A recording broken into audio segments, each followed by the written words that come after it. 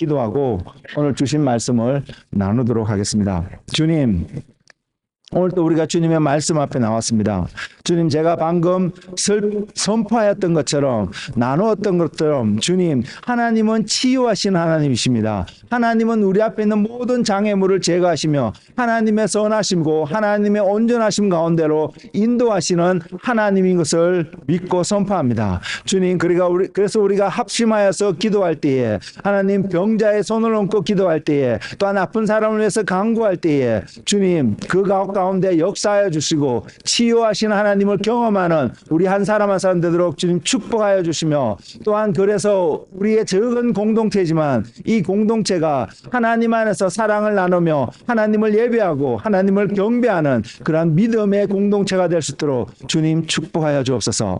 그리고 또한 주님, 이 시간 주님의 말씀 앞에 나왔습니다. 주님, 주님의 음성을 듣는 시간 되게 하시며 말씀하신 하나님이 경험되어지는 그런 시간이 되어서 우리 모두가 하나님 앞에 우리 자신을 드리며, 주는 그리스도이신 것을, 하나님은 정말로 살아계신 하나님인 것을, 하나님은 오늘도 우리 가운데서 역사하시는 하나님인 것을 배우며 익히는, 그래서 주님을 닮는 한 사람 한 사람 될 수 있도록 주님 축복하여 주옵소서. 주님 말씀하여 주시옵소서. 감사하고 예수님의 이름으로 기도드렸습니다. 아멘.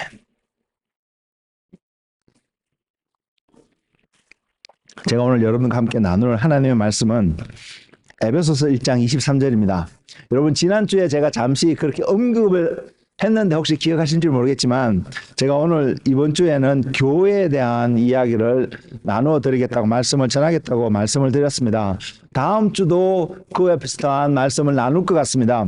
이 말씀을 준비하면서 하나님께서 또 다른 어떤 것을 알려주셔서, 말씀하여 주셔서, 깨닫게 해주셔서 그것을 준비하려고 하고 있는데, 여러분, 저를 위해서 기도해 주시기를 부탁드리겠습니다. 그래서 하나님의 심령 가운데 있는 그 하나님의 말씀이 우리의 몸 안에서 풀어내어질 수 있도록, 그래서 전하는 저나 듣는 여러분 모두가 하나님의 은혜를, 하나님의 역사를 경험할 수 있는 그런 은혜의 시간이 될 수 있도록 기도해 주시기를 부탁을 드리겠습니다.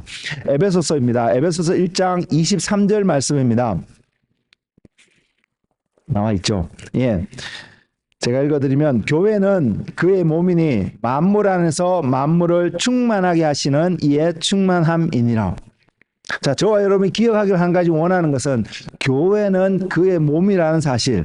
그래서 우리는 그분의 몸이 되는 그 부르심 가운데 살아가기를 원합니다. 그리고 이것만큼 저와 여러분 삶 속에 중요한 주제는 없다고 생각합니다. 많은 것들을 다룰 수 있고 이야기할 수 있는데 이것만큼 중요한 주제가 없다고 저는 믿고요. 또한 이것은 우리가 지금 어떠한 모습으로 이 땅에서 살아가든, 그래서 또 다른 곳에서 어떠한 모습으로 살아가든, 저와 여러분을 부르신 모두에게 공통적으로 적용될 수 있는 하나님의 부르심이며, 그렇기 때문에 교회는 우리에 대한 이야기입니다. 저에 대한 이야기고 여러분에 대한 이야기, 그것도 하나님께서 저와 여러분을 바라보시며 들려주시기를 원하는 한 부분의 이야기가 바로 교회인 것을 기억하기를 원합니다. 그래서 분명히 이렇게 말씀드릴 수 있습니다.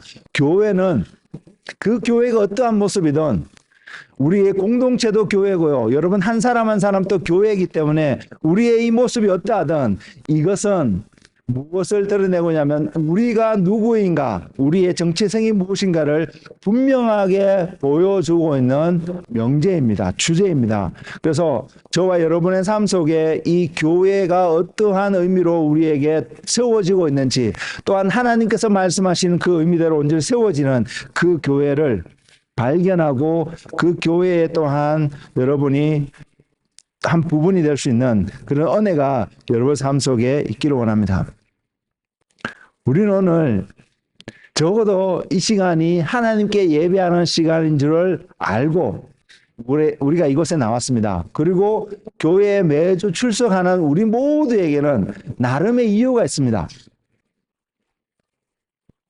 저는 여러분 모두의 이유를 잘 모르지만, 그러나 그 모든 이유들이 한 가지 오늘 제가 전하려고 하는 이 교회라는 주제에 연결되어지고 부합되어지고 굉장히 밀접한 관계가 있는 모습으로 여러분에게 여러분의 이유가 발견되어지기를 원합니다. 그렇지 않다면 만일 여러분이 가지고 있던 어떤 이유들이 이곳에 참석하고 있는 여러분의 이유들이 오늘 이 교회라는 주제하고 거리가 자꾸 멀고 연관성을 발견하지 못한다면 오늘 이 시간 이후로 여러분이 이곳에 참석하는 이유가 바로 그 주제와 연관이 되어져서 결국 그것이 연관이 되어질 때는 여러분 삶 속에 분명히 이것이 나타날 것입니다. 무엇이 나타나냐면 그리스도를 아는, 내가 예배하고 내가 듣고 있는 예수 그리스도를 배우고 아는, 그리고 그분을 더욱더 친밀하게 경험하는 그 은혜의 시간이 분명히 여러분 삶 속에 열매 맺을 것이기 때문입니다. 우리는 이 열매를 갈망하지 않나요? 저는 그것을 갈망합니다. 목회자로 여러분 앞에 쓰든 아니든 상관없이 저는 제 삶 속에 바로 그 하나님을 아는 주님과의 친밀감의 열매가 온전히 맺어지는 그런 은혜의 시간이 제 삶 속에 풍성하게 나타나기를 저는 소망합니다. 그래서 연약하지만 부족하지만 오늘 또 하나님을 예배할 수 있는 그 특권을 인해서 감사를 드리고 하나님 앞에 예배하며 그 하나님의 은혜 가운데 살아가는 그러한 한 사람이 되기를 저는 소망하고 기도하고 있습니다. 여러분의 기도 시간 가운데, 여러분의 갈망하는 그 모든 시간 가운데, 또한 여러분의 인생을 위해서 계획하는 그 모든 계획들 속에 반드시 하나님이 누구시며 하나님이 그 계획 속에 어떠한 역할을 하시는 분이신지 여러분이 하나님 앞에서 그 하나님을 define 하시고 proclaim 하시고 declare 하시는 그런 은혜가 여러분 삶 가운데 있기를 원합니다. 그럴 때에 하나님이 여러분의 삶을 어떻게 인도하시는지를 분명히 볼 수 있다고 저는 믿습니다. 그런 하나님과 동행하는 삶이 여러분의 삶이 되기를 축복을 드립니다. 성경은 말입니다. 제가 누구보다도 말씀을 강조하는 한 사람이긴 한데 성경은 한마디로 설명하기는 참 어렵습니다. 그럼에도 불구하고 표현을 하자면 성경은 눈에 보이지 않는 영의 세계라는 그 세계를 우리가 이해할 수 있게 또한 경험할 수 있게 그것이 어떠한 모습으로 우리에게 다가오는지를 좀 더 설명해주는 우리가 가지고 있는 언어로 설명을 하고 있는 하나님의 말씀입니다. 왜 성경이 눈에 보이지 않는 어떤 세계를 이야기를 하냐면 하나님에 대한 이야기를 성경이 하고 있는데 그 하나님은 우리의 육신의 눈으로 볼 수 있는 분이 아니시기 때문입니다. 그래서 성경은 하나님을 소개하기를 하나님은 영이시라고 소개하고 있습니다. 그리고 그 하나님 영이신 하나님, 우리의 육신으로 볼 수 없는 그 하나님을 볼 수 있게끔 경험할 수 있게끔 소개하고 있는 우리에게 있는 최고의 툴이 또한 말씀인 것입니다. 그리고요 하나님은 눈으로 볼 수 있는 분이 아니시기 때문에 하나님은 분명히 우리에게 사람들에게 선포를 하고 계시는데 땅에 있는 어떤 것이나 하늘에 있는 어떤 것이나 바다 속에 있는 어떤 것으로도 어떤 형상을 만들어서 이것이 하나님이다라고 이야기하며 예배하고 숨기지 말라고 분명히 하셨습니다. 그 이유는 하나님은 우리가 그렇게 표현할 수 있는 또한 우리가 육신의 눈으로 경험하고 육체적으로 체험할 수 있는 어떠한 형상을 가진 그러한 대상이 아니시기 때문입니다.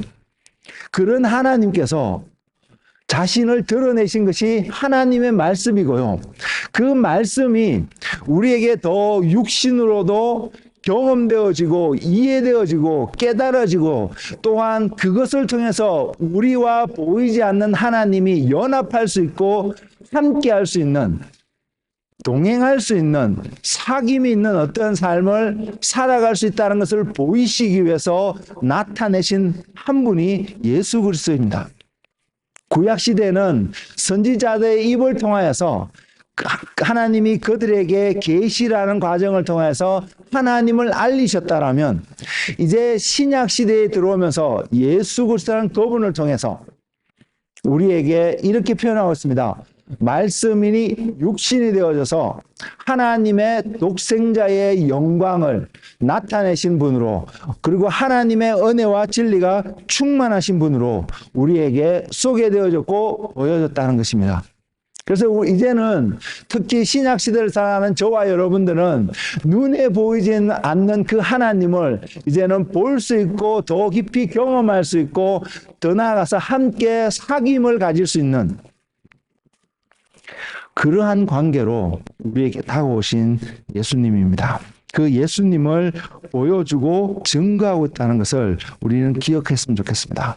그래서 여러분 삶의 모든 솔루션들을, 여러분이 당면하게 된 모든 벽과 모든 삶의 질문들에 대한 답을 말씀을 통해서 분명히 확인할 수 있습니다. 찾을 수 있습니다.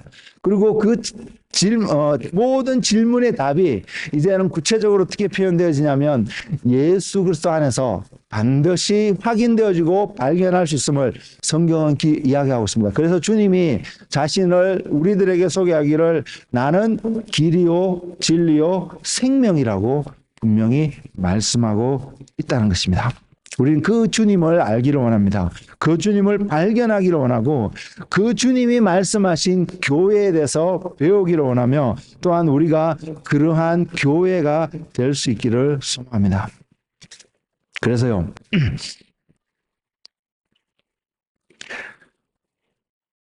교회 안에서 하나님의 말씀을 가까이 하는 모든 사람들에게 있어서 나타날 수밖에 없는 공통적인 목적은 한 문장으로 표현하면 이렇습니다. 예수 그리스도를 발견하고 얻고자 함을 말입니다. 우리가 이곳에 있는 많은 이유들이 있겠지만 그 중에 최고의 이유가 되며 가장 중요한 이유가 되어야 될 우리의 삶의 이유가 되는 바로 그것은 이 교회라는 모임을 통해서, 교회라는 것을 통하여서, 또한 말씀을 통하여서, 예배를 통하여서, 그 모든 과정을 통하여서 그리스도를 발견하고 그리스도를 얻을 수 있는, 그분과 함께 할 수 있는 그 삶을 우리는 소망하기 때문입니다. 이것이 분명한 우리의 삶의 목적인 것을 여러분 잊지 않고 기억하시는 한 분 한 분 되시기를 원합니다. 그래서요, 사도 바울은 성경에서 이것을 이렇게 표현하고 있습니다.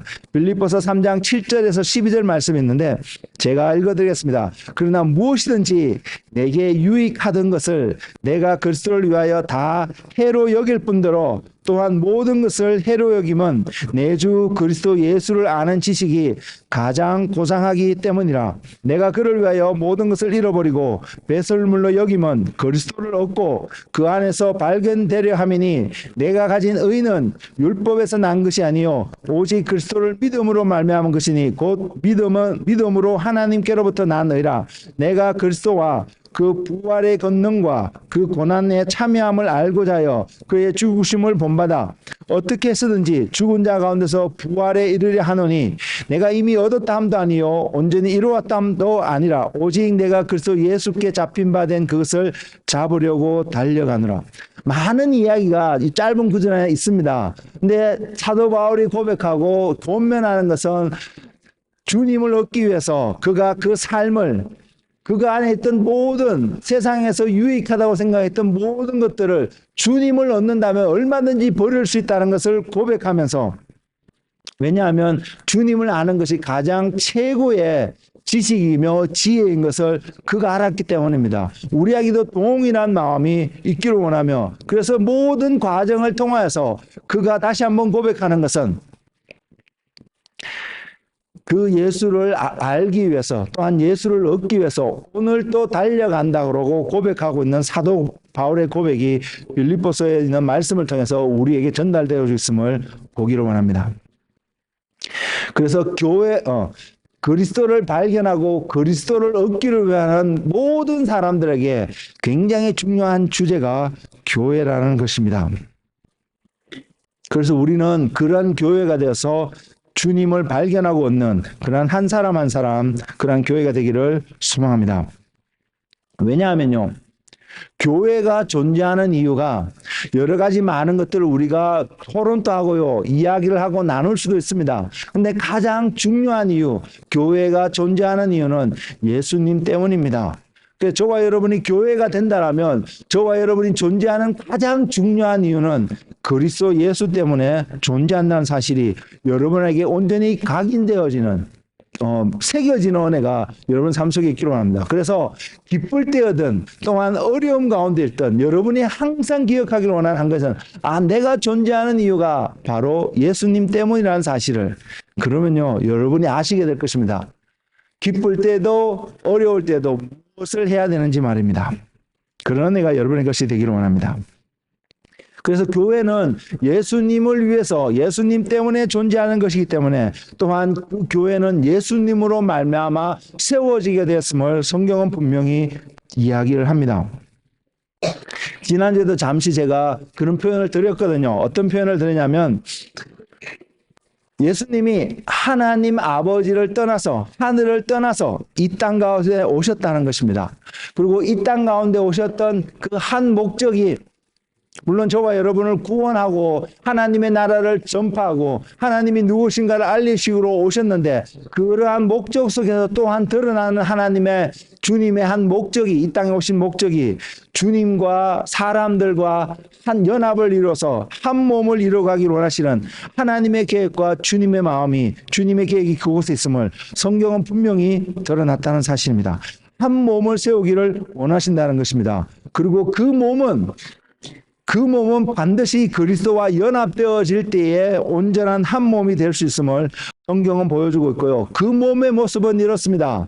몸은 그리스도의 몸이고 그 몸의 머리는 예수 그리스도가 되는 것은요. 성경에서는 좀 더 구체적으로 설명하고 있는 부분이 있는데 오늘은 그것을 설명하지는 않겠습니다. 그러나 여러분 기억하시길 원합니다. 내가 그리스도의 몸이 되어야 되고 그렇다면 나의 머리는 그리스도가 되어야 된다는 사실, 그럴 때 우리가 온전히 그리스도와 연합되어진 한 몸이 될 수 있다는 사실은 여러분 기억하시기를 주님의 이름으로 권면을 드립니다. 이것이 주님이 오신 한 목적입니다. 이것이 구약에도 기록되어져 있고요. 신약에도 기록되어져 있습니다. 구약에 있는 기록되어진 말씀은 창세기 2장 24절의 말씀인데 말씀은 이렇게 표현되어 있습니다. 이러므로 남자가 부모를 떠나 그의 아내와 합하여 둘이 한 몸을 이룰지로다. 여러분 창세기 이 말씀만 보고 있으면 우리는 결혼의 관계들 남녀가 서로 사랑해서 만나서 결혼하게 되는 어떤 과정을 설명하고 이해하는 것으로 끝날 수도 있는 말씀입니다. 근데 이 말씀을 창세기에 있는 이 말씀을 좀 더 이해할 수 있게 알 수 있게끔 에베소서에서 사도 바울이 설명하고 있는데 그것이 에베소서 5장 31절에서 32절의 말씀입니다. 그 말씀이 이렇습니다. 그러므로 사람이 부모를 떠나 그의 아내와 합하여 그 둘이 한 육체가 될지니 여기까지만 보면 결혼의 관계를 이야기하고 있는 우리 삶 속에서 늘 일어날 수 있는 그 관계를 이야기하고 있지만 이것만을 이야기하기 위해서 쓰여 있지 않음을 성경은 분명히 보여주고 있습니다. 그러면서 사도 바울이 고백하고 선포하는 것은 그 다음 절에 이렇게 표현되고 있습니다. 이 비밀이 크도다. 나는 그리스도와 교회에 대하여 말하노라. 이 하나만 보더라도 한 가지 우리 원리를 추천할 수 있는데 그것은 뭐냐면 영적인 원리를 이해하기 위해서 하나님이 우리에게 보이신 것이 육적인 어떠한 모습과 관계를 통해서 영적인 원리를 이해할 수 있다는 사실입니다. 그래서 우리에게 결혼의 관계를 허락하신 하나님의 계획 속에 우리에게 알리기를 원하는 것은 우리와 그리스도가 바로 그러한 관계에 있음을 분명히 보여주고 있습니다. 이 내용은 제가 다음 주에 좀 더 구체적으로 여러분들과 나눌 수 있기를 원합니다. 어쨌든 이것이 바로 사람이 부모를 떠나 남자가 부모를 떠나 아내와 연합하여 한 육체를 이루는 바로 그 관계가 그리스도와 교회에 대한 관계인 것을 성경은 분명히 보여주고 있습니다. 이 부분은요. 우리가 어떻게 할 수 있는 부분이 아닙니다. 우리가 다 부모 밑에서 자라서 부모의 보호하심을 받고 이제 많은 어른이 됐다는 것은 장성한 분량에 이르러서 이제는 부모의 도움이 없어도 살아갈 수 있는 어떤 연령대가 되었다는 것을 이야기하거든요. 그래서 어른이 되었기 때문에 부모를 떠나서 지금 성경에서 말하고 있는 이러한 관계를 만들 수 있는 그것을 우리가 할 수 있는 것은 분명히 아닙니다. 이것은 우리가 할 수 있는 것이 아닙니다. 그래서 우리가 이해하는 것은 사람이 부모를 떠나는 것, 이것을 영적인 의미로 이해하기 위해서 하나님을 떠나서 우리와 연합되게끔 그 자리에 오실 수 있는 분은 예수 그리스도 한 분만이 하실 수 있다는 사실을 우리가 알기를 원합니다. 그래서 저와 여러분을 찾아오셨습니다. 아버지 하나님을 떠나서 하늘의 모든 보좌를 버리시고 우리 가운데 찾아오셔서 우리와 연합되어 줄 수 있는 그 길 가운데 가셨다는 사실입니다. 그것이 십자가의 길인 것을 우리가 볼 수 있기를 원합니다. 그래서 주님이 오셨다라면, 그래서 주님이 우리 가운데 찾아오셨다라면 우리의 역할은 또 있습니다. 그 주님과 연합되어지기 위해서 우리의 역할이 있는데 그 조건이 성취되어야 되고 그 이유 때문에 우리는 이 자리에 올 수 있다고 저는 믿습니다. 그것이 뭐냐면 마태복음 16장 16절에 나와 있는 말씀입니다. 그 말씀은 이렇습니다. 시몬 베드로가 이르되 대답하여 이르되 주는 그리스도시요 살아계신 하나님의 아들이시니이다. 예수님이 제자들에게 질문하신 것에 대한 베드로의 대표적인 대답입니다. 주님이 그렇게 질문하셨습니다. 너희는 나를 누구라냐? Who do you say that I am? 그렇게 질문하고 있는 주님의 질문 앞에 그리스도가 베드로가 주는 그리스도시요 살아계신 하나님의 아들이십니다라고 고백하는 이 고백이 우리에게는 필요하다는 것입니다. 하나님의 아버지 주님이 예수 그리스도가 하나님의 아버지를 떠나서 우리와 연합되어지고 한 육체를 한 몸을 이루기 위해서 오셨다라면 우리가 그 주님 앞에 반응하는, 그래서 주님과 연합되어 수 있는 첫 번째 그 길이 주는 그리스도시요 살아계신 하나님의 아들이시다라는 그 의미의 고백을 우리 삶 가운데서 할 수 있을 때에 우리는 주님과 연합되어 줄 수 있는 그런 관계가 된다는 것입니다. 그때에 주님이 이런 말씀을 하셨거든요. 마태복음 16장 18절에 주님이 이렇게 응답을 하셨습니다. 또 내가 내게 이르노니 너는 베드로라 내가 이 반석 위에 내 교회를 세우리니 음부의 권세가 이기지 못하리라. 누구의 교회를 세우냐면 주님의 교회를 세운다고 말씀하고 있습니다. 우리는 주님의 교회가 되기를 원합니다. 저의 교회 또는 누구누구의 교회가 되는 이런 교회가 되는 것이 아니라 정말로 성경에서 리터럴리 문자 그대로 표현되어지고 있는 주님의 교회가 되어지는 교회가 되기를 원합니다. 그것이 어떠한 모습이고 어떤 대가를 지불해야 되든 우리는 그것을 대가를 지불하면서 그 자리에 가는 마음으로 우리가 하나가 되어지고 주님 앞에 나아갈 수 있는 저와 여러분이 되기를 원합니다. 제가 이해하는 범위 내에서는 제 이해가 틀릴 수도 있는데요.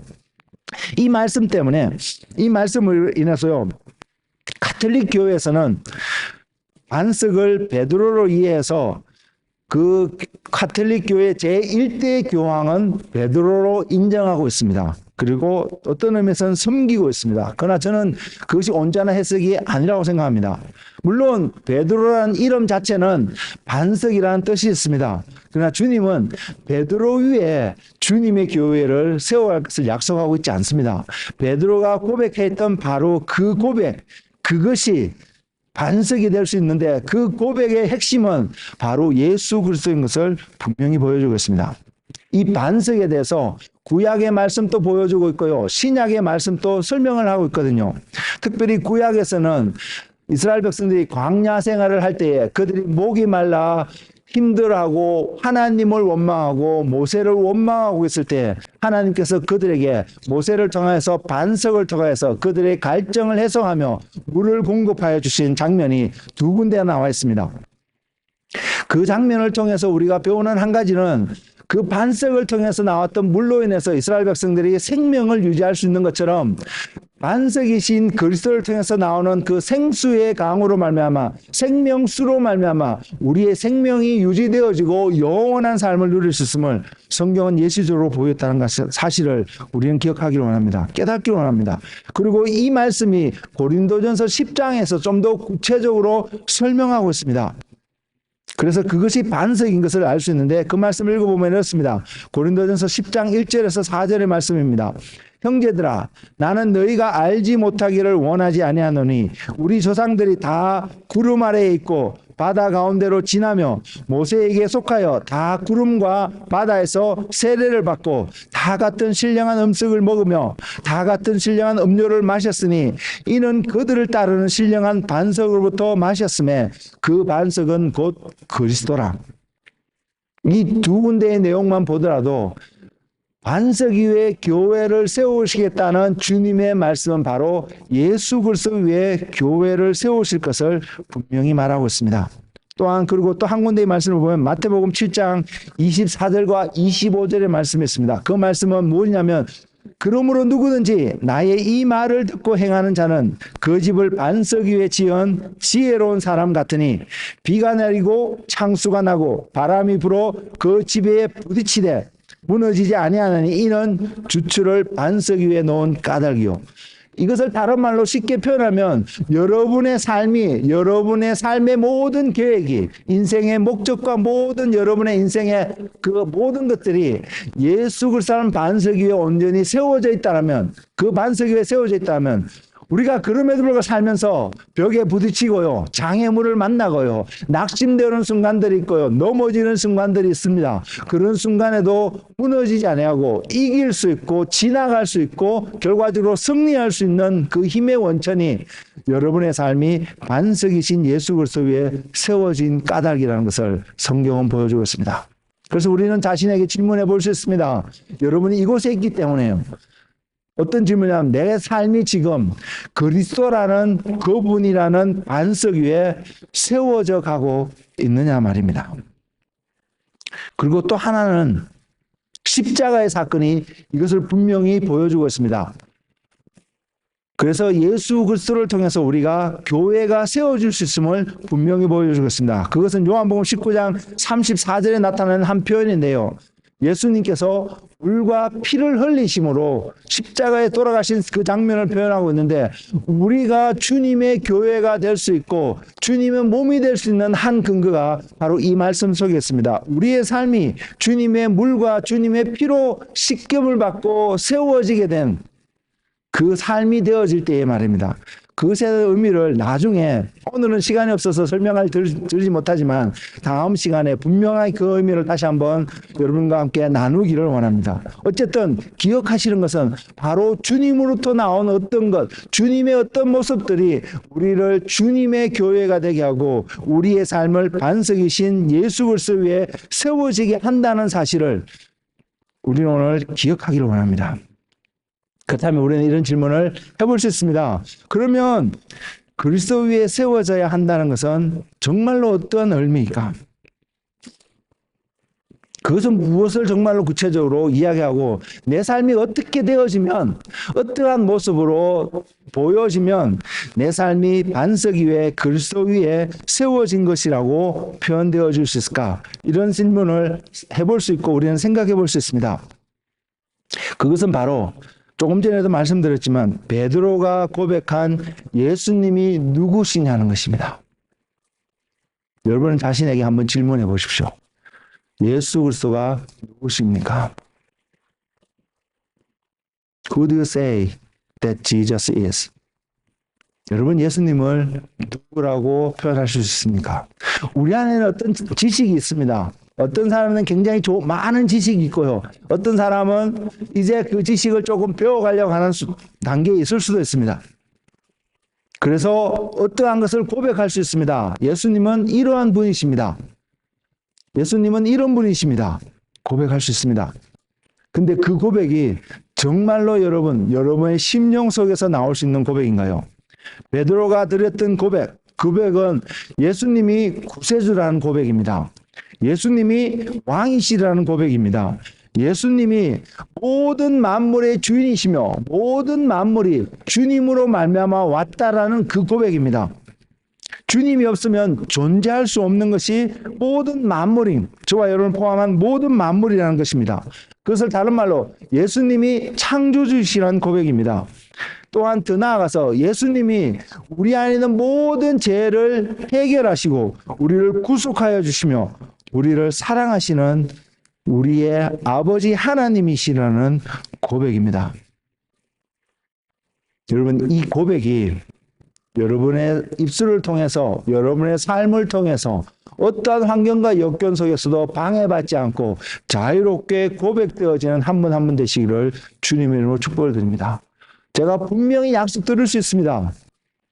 제 말이 아니라 성경에 근거에 있기 때문에 이것은 제가 제 목숨 걸고도 말씀드릴 수 있습니다. 뭐냐면 여러분이 정말로 마음속에서 이것이 믿어져서 고백하는 그 순간, 그 믿음을 지켜가는 삶을 살아가는 그 순간, 여러분은 예수님이 여러분의 삶을 지켜주고 계심을 분명히 경험하게 될 것이라는 사실입니다.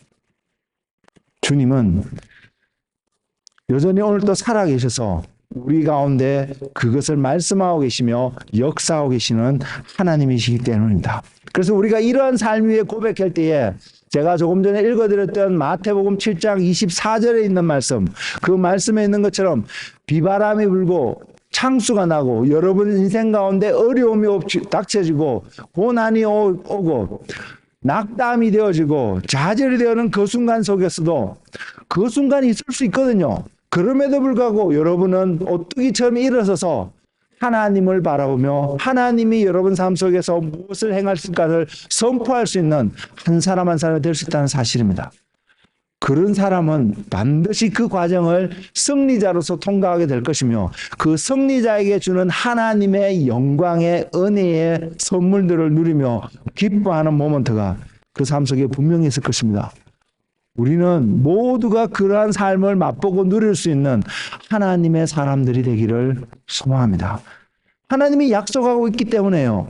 내 것이 아닌 것처럼, 나는 가질 수 없는 사람인 것처럼 여러분 생각하지 마십시오. 우리의 생각은 그렇게 할 수 있지만 우리는 우리의 생각에 의지해서 그 자리에 가는 것이 아닙니다. 하나님의 약속의 말씀에 의지해서 하나님이 저와 여러분을 위해서 행해 주신 그 삶으로 인해서, 그 행함으로 인해서, 주님이 이루어진 일로 인해서 우리는 그것을 누릴 수 있기 때문입니다. 그래서 저는 여러분 모두가 그 하나님이 약속하신 그 모든 축복들을 누릴 수 있는 한 분 한 분 되시기를 주님의 이름으로 축복을 드립니다. 또 다른 표현으로는요, 나 자신의 삶이 그리스도 위에 세워진다는 그것은 그리스도의 생각이 내 생각이 되어지고 그리스도께서 사신 어떤 삶의 모습이 나의 삶 속에 온전히 나타나게 되는 것을 분명히 이야기하고 있습니다. 교회는 그러한 공동체이고요. 교회는 그러한 개인들이어야 합니다. 우리는 그러한 개인들이 되어지기를 원하고 그러한 개인들이 모여서 또한 공동체를 이루어지는 바로 그 교회가 되기를 원합니다. 그리스도께서 나의 삶이, 그리스도의 삶이 나의 삶이 되기를 원하는 바로 그 삶은 성경에서 표현하고 있는 땅의 것을 바라보는 삶이 아니라 하늘의 것을 바라보는 삶인 것을 분명히 이야기하고 있습니다. 그것은 하나님을 가장 우선순위에 두고 그분의 생각을 먼저 묻고 알기를 원하며 그것 가운데서 여러분 앞에 놓여있는 수많은 길들 가운데 선택하기를 원한다는 것입니다. 왜? 선택은 저와 여러분의 몫이기 때문입니다. 하나님은 분명히 그 길을 보여주십니다. 그리고 무엇을 어떻게 선택해야 되는지 그 원리를 분명히 말씀하고 계십니다. 그 원리를 알고 있어도 우리는 그 원리대로 선택 안 할 수도 있고요. 또한 그 원리를 알기 때문에 그 원리대로 선택할 수 있는 한 사람이 될 수 있습니다. 우리가 어떠한 사람이 되느냐는 여러분이 무엇을 선택하느냐에 달려 있습니다. 여러분이 무엇을 이야기하느냐에 달려 있는 것이 아니라 여러분이 무엇을 선택하느냐에 달려 있습니다. 김용희 선교사님이라는 분이 계시거든요. 그분은 이 표현을 재미있는 소리로 이렇게 표현했습니다. 그 사람이 어디로 자빠지는지를 보면 그 사람이 정말로 예수님을 선택하고 예수님을 믿는 사람인지 아닌지 알 수 있다고 말입니다. 맞습니다. 여러분이 무엇을 선택하는지를 가만히 보면 그 삶을 통해서 나는 예수님을 믿는 사람인지 예수님을 지식으로만 아는 사람인지 분명히 알 수 있습니다. 여러분은 어떤 사람입니까? 그 삶을 사도 바울은 로마서에 있는 교인들에게 또한 이렇게 표현을 하고 있습니다. 로마서 12장 1절에서 2절의 말씀인데 이렇습니다. 그러므로 형제들아 내가 하나님의 모든 자비하심으로 너희를 권하노니 너희 몸을 하나님이 기뻐하시는 거룩한 산제물로 드리라. 이는 너희가 드릴 영적 예배니라. 너희는 이 세대를 본받지 말고 오직 마음을 새롭게 함으로 변화를 받아 하나님의 선하시고 기뻐하시고 온전한 뜻이 무엇인지 분별하도록 하라. 이 말을 종합하면 한마디로 표현하면 이것입니다. 하나님이 무엇을 원하시는지 그 하나님이 기준이 되어져서 여러분 삶 앞에 놓여 있는 어떠한 여정을 어떠한 길 가운데 선택하며 가라는 것입니다. 이것이 교회가 어떤 교회냐면 주님의 교회가 존재하고 살아가는 삶의 기준이며 방법입니다. 그래서 우리가 그 기준 위에 그리스도 위에 세워지게 된다면 그 유익이 무엇인 줄 아세요? 성경의 말씀을 표현해서 여러분에 드리면 그 유익은 그래서 우리가 세워지게 된 그 교회가 된다면 우리는 진정한 자유가 무엇인지 누리게 될 것입니다. 그리고 무엇이 정말로 생명인지를 알고 경험하는 삶이 될 것입니다. 갈라디아서 5장 1절에는 이렇게 표현하고 있습니다. 그리스도께서 우리를 자유롭게 하려고 자유를 주셨으니 그러므로 굳건하게 서서 다시는 종의 멍에를 매지 말라. 주님이 우리에게 자유를 주시기 위해서 오셨다는 것을 분명히 보여주고 있습니다. 그래서 그것에 굳건히 서지 않으면 우리가 어떠한 상태로 빠지냐면 종의 멍에를 맬 수 있는 상태로 빠진다는 것입니다. 자유를 얻었는데 자유를 지키지 못하면 종이 된다는 것입니다. 그 말은 다른 말로 자유를 얻기 전에 우리의 상태는 종이었다는 것을 분명히 이야기하고 있습니다. 요한복음 8장 34절에서 36절 말씀은 이렇게 표현하고 있습니다. 예수께서 대답하시되 진실로 진실로 너희에게 이르노니 죄를 범하는 자마다 죄의 종이라. 우리가 누구의 종으로 태어나고 누구의 종으로 있는지를 분명히 보여주는 한 말씀입니다. 종은 영원히 집에 거하지 못하되 아들은 영원히 거하나니 그러므로 아들이 너희를 자유롭게 하면 너희가 참으로 자유로우리라. 성경은 분명히 우리가 어디에 자유롭게 될 수 있음을 어디로부터 자유롭게 되는 것을 분명히 보여주고 있습니다. 그래서 우리는 그 자유를 누리고 얻고 누리는 한 사람 한 사람이 되기를 원합니다. 왜? 주님이 이루셨고 주님이 약속하고 있기 때문에 말입니다. 요한복음 11장 25절에서 26절은 또한 주님께서 이렇게 표현하고 있습니다. 예수께서 이르시되 나는 부활이요 생명이니 나를 믿는 자는 죽어도 살겠고 무릇 살아서 나를 믿는 자는 영원히 죽지 아니하리니 이것을 내가 믿느냐. 이 말씀이 굉장히 어려울 수도 있는데요. 그러나 이것을 한번 생각해 보십시오. 영화에서도 그런 내용들이 영화들 가끔씩 나오는 걸로 저도 알고 있는데 어떤 내용이냐면 여러분이 어떠한 환경 속에 어떠한 사고를 당하고 어떠한 일을 당해도 다시 죽지 않고 살아난다고 가정을 한번 해보십시오. 그러면 죽음이 두려울까요? 죽는 것이 무서울까요? 죽는 것을 피하려고 도망다니는 사람이 될까요? 그러지 않을 것입니다. 내가 지금 어떤 형태로 죽더라도 다시 살아날 것을 알기 때문에 그 사람은 절대로 두려워하지 않을 것입니다. 앞에 놓여 있는 무슨 일이든 담대하게 이것을 대면하고 딜링하는 자리에 갈 것입니다. 이것이 그리스도인의 정체성입니다. 왜? 우리는 부활하며 영원히 주님과 함께 살 것을 아는 자들이기 때문입니다. 그 말씀을 요한복음 11장 25절에서 26절에 주님께서 하고 있다는 것입니다. 우리는 이것을 봐야 합니다. 그러면 우리는 어디에 매인 자가 되었는가? 그리스도인이 되기 전에는 우리는 어디에 매여 있는 자, 죄에 매여 있는 자, 죽음에 매여 있는 자가 되었다는 것을 보여주고 있습니다. 우리가 그리스도를 알지 못하고 그리스도를 만나지 못했다면 저와 여러분의 삶은 분명합니다. 죽음의 그 자리를 벗어나지 못할 것이며 그 죽음은 또한 지옥이라는 삶으로 우리를 인도할 것입니다. 왜? 주님을 알지 못했기 때문에요. 주님을 믿지 못했기 때문에요. 그것이 우리를 기다리는 또한 모든 세상 사람들 향해 기다리고 있는 한 데스티니였습니다. 근데 예수님이 하나님 아버지를 떠나서 하늘을 떠나서 우리에게 오심으로 어떠한 일이 보여졌냐면 빛이 비춰졌다는 것입니다. 그래서 그 빛이 오셔서 우리에게 말씀하신 것은 너가 살아가는 그 삶의 여정 끝에 죽음이 있고 그 죽음은 지옥이라는 삶으로 우리를 이끌어가고 있다는 것을 보여주셨습니다. 그리고 그것만 보여줬으면 아무 의미가 없을 텐데 그 빛은 또한 동일하게 어떤 길을 보이냐면 너희가 지금 살아가는 그 삶의 여정에서 벗어나서 빛이 보여주고 있는 어떠한 삶의 모습으로 나아가면 그 빛의 여정에는 비록 너희가 육신으로는 죽을지를 모르지만 그러나 너 영이 다시 살아서 하나님 나라에서 영원히 하나님과 살아가는 존재가 될 것을 분명히 그 빛은 보여주고 있으며 그 빛이 예수 그리스도인 것을 성경은 분명히 증거하고 있습니다. 우리가 죽음에서 생명으로 종의 신분에서 아들의 신분으로 바뀌었음을 성경이 증거한다는 것입니다. 선택은 여러분의 것입니다. 선택은 저의 것이고요. 선택은 여러분의 것입니다. 아무도 강요할 수가 없습니다. 강요해서 되는 것이 아닙니다. 크리스찬 가정에서 자라는 자녀들에게 부모의 강요에서 교회에도 다니고 교회에 안 가면 혼나는 그러한 삶을 산다 할지라도요. 결국 그들이 그 주님을 선택할 수 있을 때에 그들은 구원을 얻을 수 있습니다. 그렇게 해서 다녔던 교회의 생활은 그들의 삶을 구원에 이르게끔 하지는 않는다는 것입니다.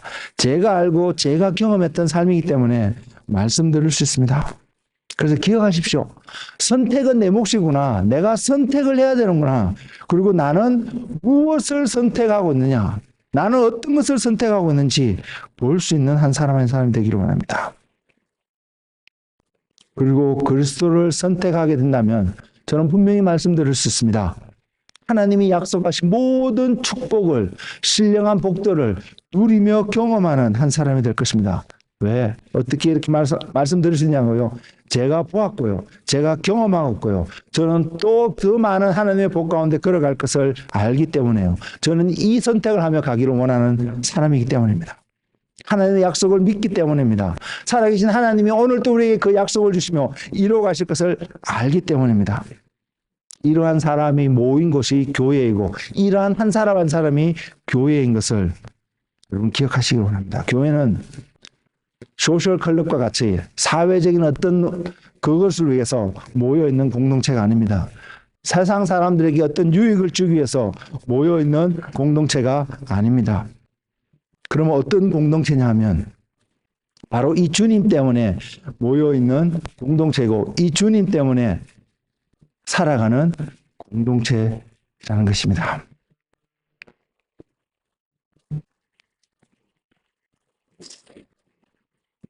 그래서 교회는 주님이 목적이며 하나님이 목적이 되어 있는 공동체라는 것이 온전히 새겨지는 그런 은혜가 있기를 원합니다.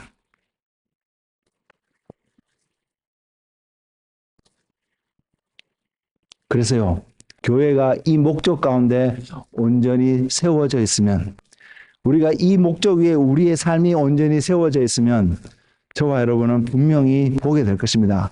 사회 동안 우리들 때문에, 교회 때문에 온전히 유익을 얻을 수 있다는 사실을 말입니다. 교회는 사회에 유익을 끼치기 위해서 모인 존재는 아니지만 우리가 예수 그리스도 때문에 온전히 모여있게 되면 그것을 해서 사회조차도 여러분 주변 사람들이 유익을 얻을 수 있다는 사실을 여러분 볼 수 있기를 원합니다.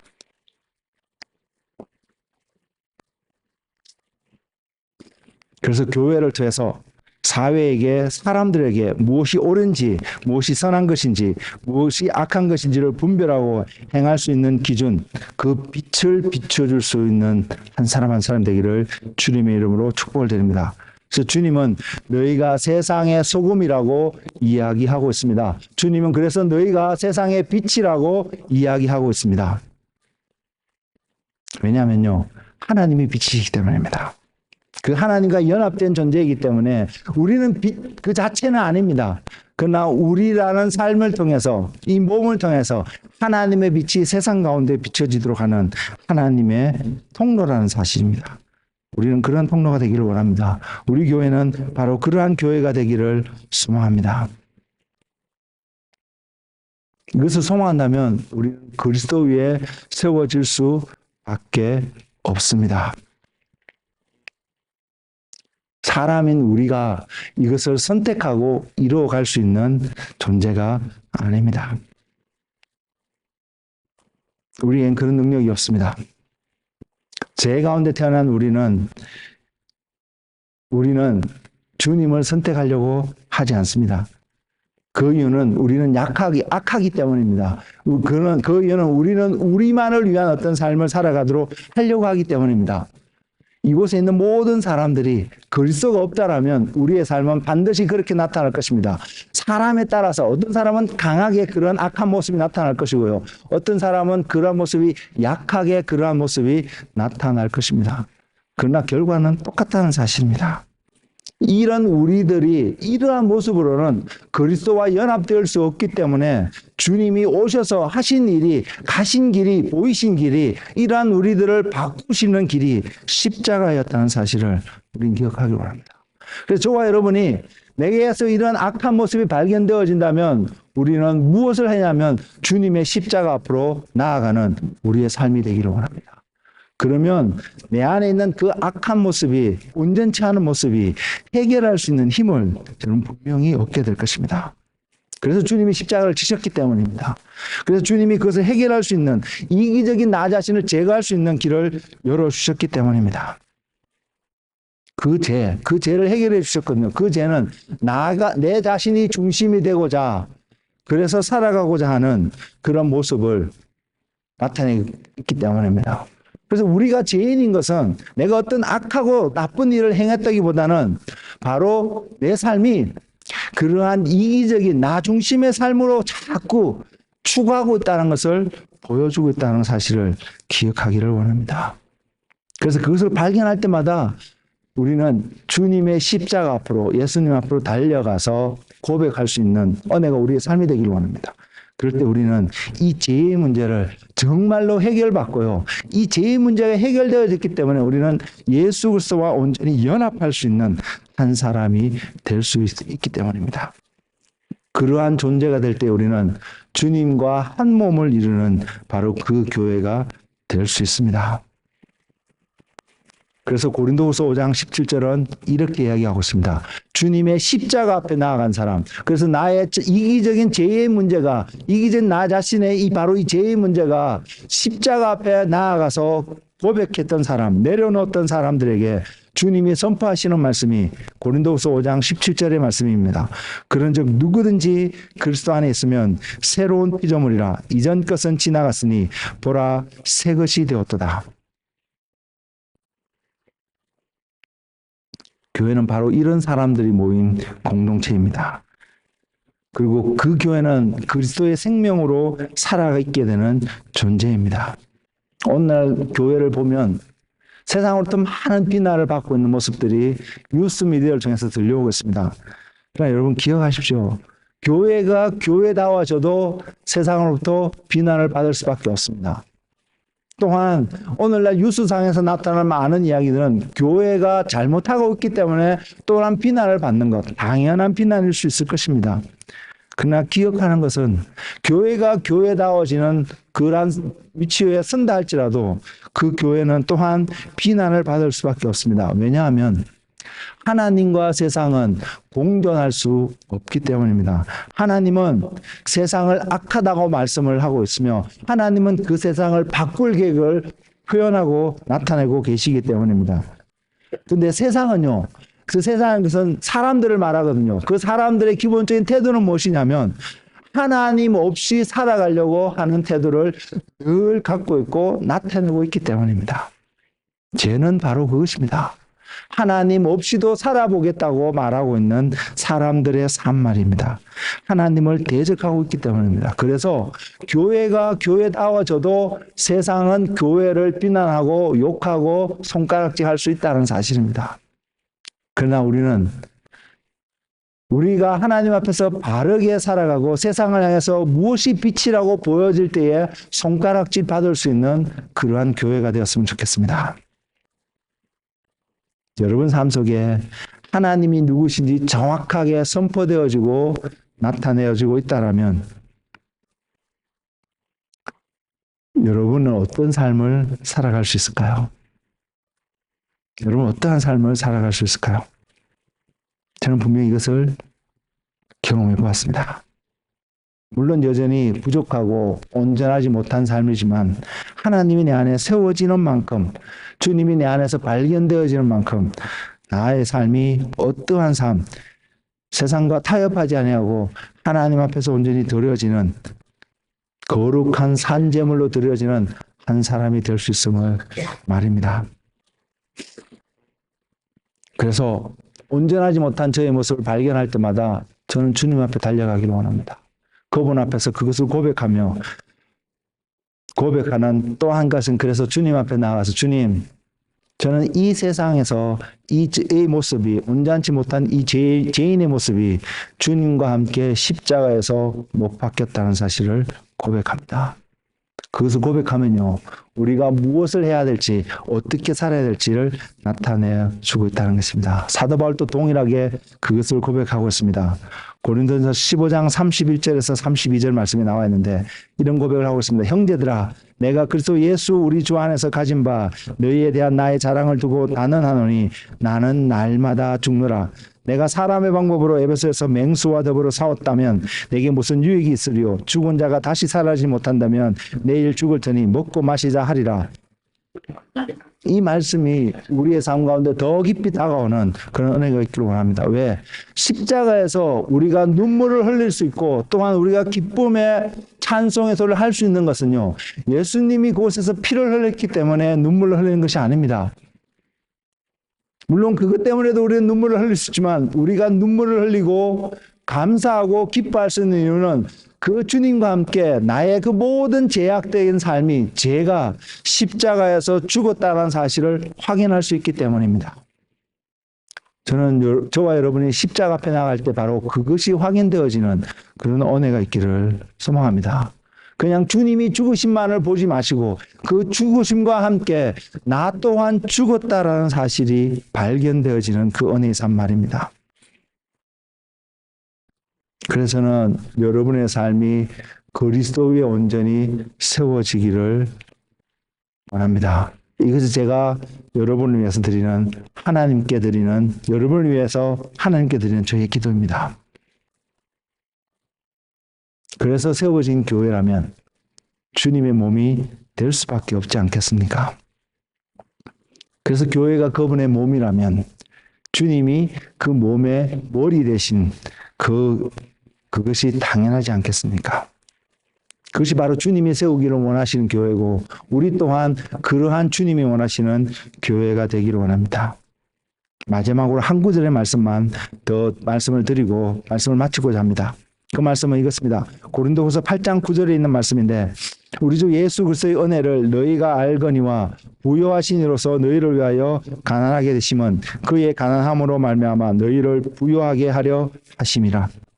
이 말씀이 우리를 부요하게 하시는 하나님의 계획하신 그 말씀이 온전히 경험되어지고 우리의 모든 삶의 영역 속에서 바로 그 주님을 알고 배우는 그런 은혜가 있기를 원합니다. 사랑하는 성도 여러분, 글을 배우고 아는 일에 여러분 인생을 한번 걸어보시지 않으시렵니까? 그 약속하시는 하나님의 충만하심 가운데 오늘뿐만 아니라 앞으로 남은 모든 여러분 인생의 삶을 그렇게 살아보려고 한번 결단해 보지 않으시렵니까?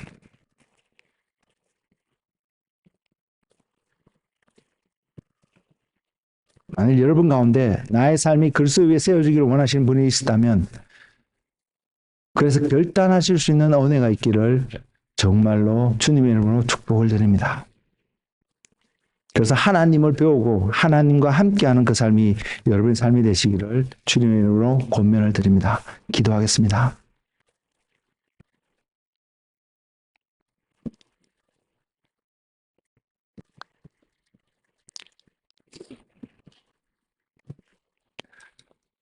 주님,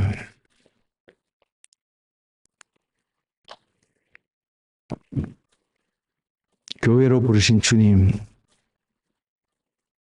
주님이라는 그 반석 위에 세워져야 된 교회, 바로 그 교회가 우리 자신이 되기를 원합니다. 그래서 주님이 나의 머리가 되시는 그 삶이 되기를 원합니다. 주님 오늘 이곳 가운데 그래서 주님 내가 주님이라는 반석 위에 세워지기를 원합니다. 그래서 내가 주님과 함께하는 삶이 되기를 원합니다. 그 고백하고 결단하는 사람이 있다면 주님 그들에게 찾아가셔서 그들에게 안수하여 주시며 그들에게 말씀하여 주시며 하나님의 살아계심을 응답하여 주시옵소서. 주님 그래서 우리가 예수 그리스도로 말미암아 감사와 찬양과 경배와 또한 주님이 약속하신 모든 축복을 누리는 그런 한 사람 한 사람이 될 수 있도록 주님 축복하여 주시옵소서. 감사하고 예수님의 이름으로 기도드렸습니다.